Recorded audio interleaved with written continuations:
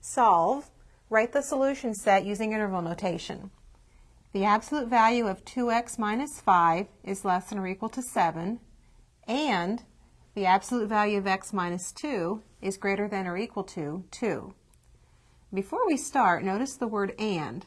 That means that whatever values are solutions, they must be solutions of this and this. So we will be looking at intersections of solution sets.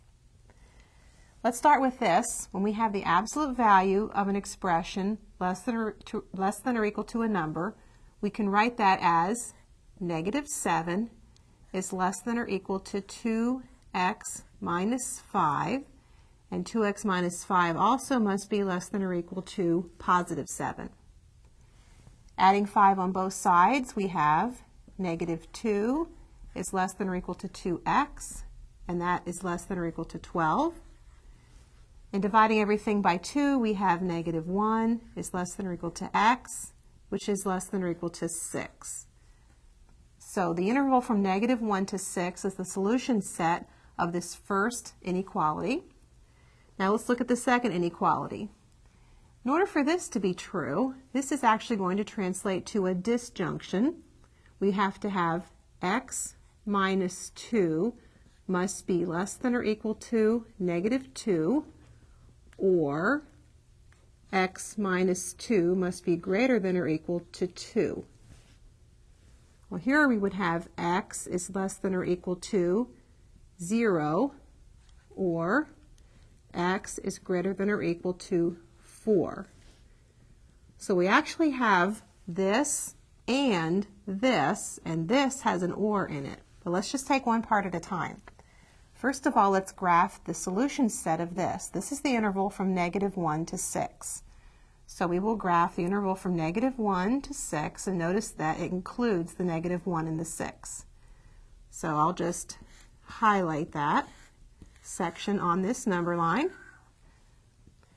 And then on a separate number line that's aligned with the first one, let's graph the solution set of the second absolute value inequality.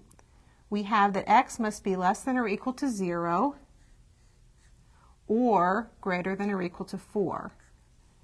Those two intervals can be graphed this way, less than or equal to 0 or greater than or equal to 4. Now we have the two separate parts graphed, so now we can take care of the and in the middle. The and in the middle says we're looking for the intersection of these graphs. So if we look straight down, the things that are covered by both of those graphs, first of all, we see the interval between negative 1 and 0 is overlapped by these graphs. So that will be part of the solution set. Numbers between negative 1 and 0 will make both of those inequalities true. And then we go ahead to the next section that's overlapped, and between 4 and 6, we see that that is also part of the intersection of the solution sets. So we shade that in as well. And those two intervals on the number line are the only places where these two solution sets overlap. So we can say that the solution would be, in interval notation, the interval from negative 1 to 0 union the interval from 4 to 6.